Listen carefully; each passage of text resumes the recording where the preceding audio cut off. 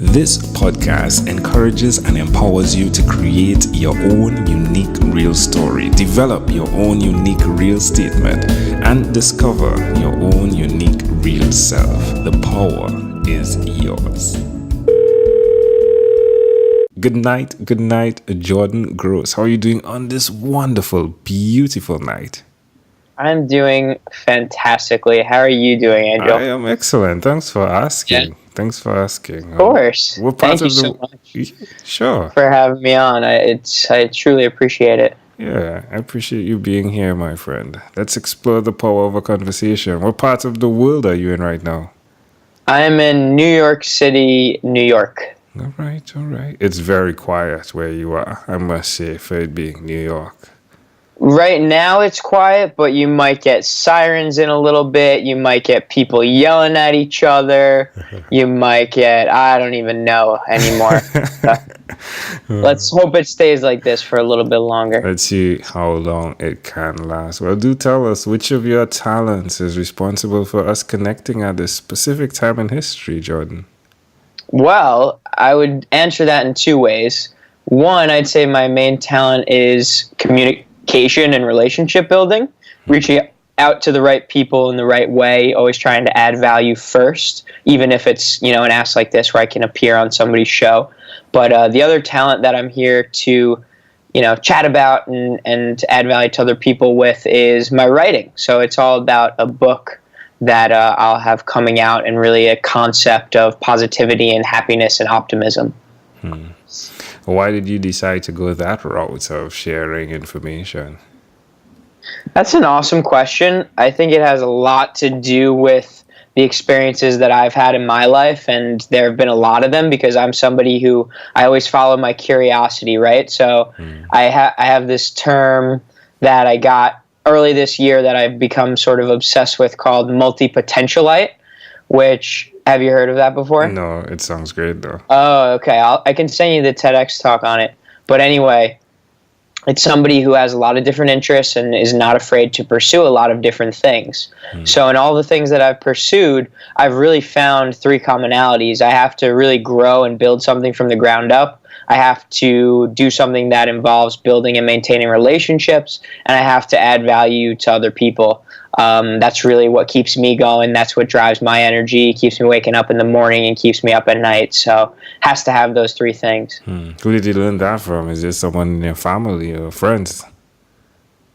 No, I'd say my support system is amazing, family, friends, but I am definitely the odd man out. It's funny because there's that expression, like, some people just want to be on the outside looking in, like they want to fit in, right? But I've been fortunate enough to always have been an insider. Like, I always fit in, but I always wanted to be an outsider. I always wanted to deviate from the norm. I always wanted to stretch outside of my comfort zone, do something weird, do something scary. And I think I learned that more so from this personal growth and development world, listening to podcasts, reading books, and understanding and hearing stories of people who I aspired to be like, how all of their paths were zigzagged and roller coaster rides rather than just linear. Tell us about the book, please. Yeah, so this next book is called The Journey to Cloud 9, and it's actually a fiction book because for me, being involved in this self-help world for so long, there were two main reasons I wanted to turn self-help on its head and create a fiction piece.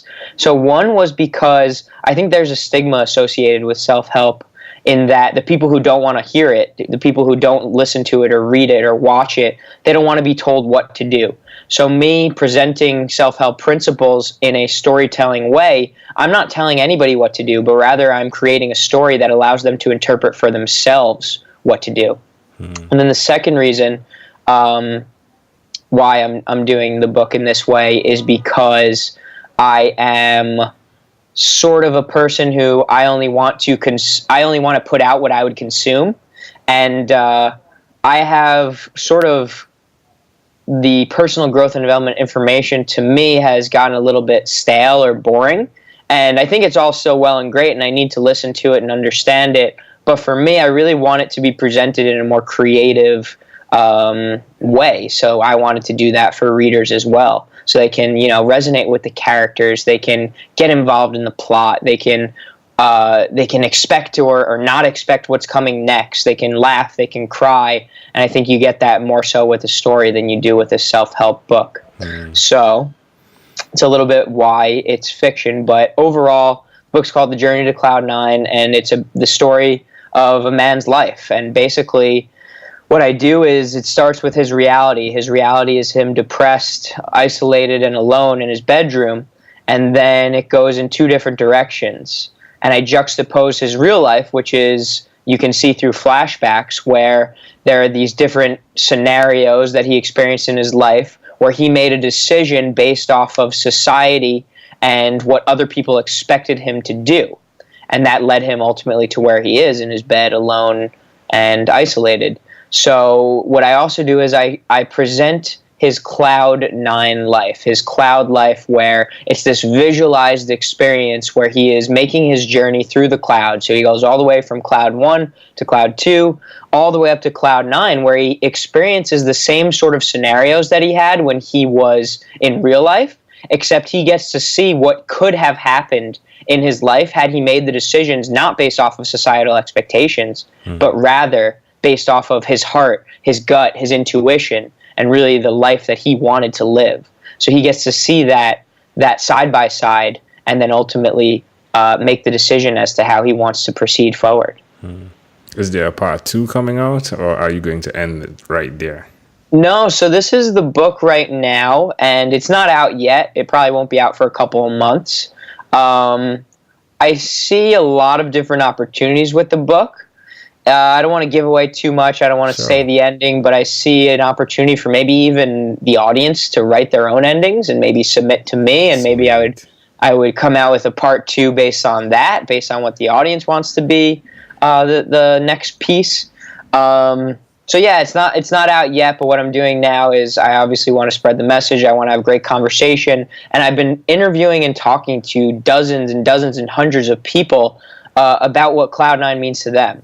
Right? So I want to incorporate what I'm actually learning. Really, I'm taking a nonfiction approach to a fiction book, and I'm studying these moments of euphoria and what they mean to people on a lifelong basis, and also how people have these Cloud 9 days and these Cloud 9 moments, and I'm implementing those stories into the fiction book itself. So that's really what I'm up to right now, as the book is on, an editing phase. So is there a place we can go to keep up with the process? Yeah, and I'll keep it super simple. It's journeytocloud9.com, all spelled out.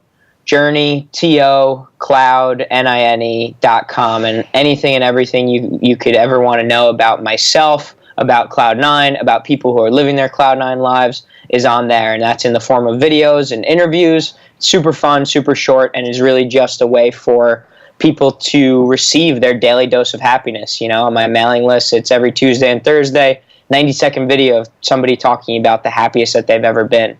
So I think it's really a great way to, no matter the circumstance, have sort of this positive network of stories to go to when you're feeling blue. All right. Well, amazing audience. Again, you're hearing it live from Jordan Gross. Jordan, let's switch gears for a moment. Now let me invite you into my time machine that is surrounded with beautiful, warm, blue Caribbean water. Nice. Jordan, what's your earliest childhood memory? My earliest childhood memory is when I was about 7 years old. It was September 20th, 2001. And that's 9 days after the planes hit the Twin Towers. And I wanted to start a lemonade stand. But what I remember and what ultimately ended up happening was I didn't want to just start a lemonade stand because I was some kid who was infatuated by money. I wanted to start a lemonade stand because I wanted to raise money and give it to the families in my neighborhood who were affected by the 9/11 tragedy.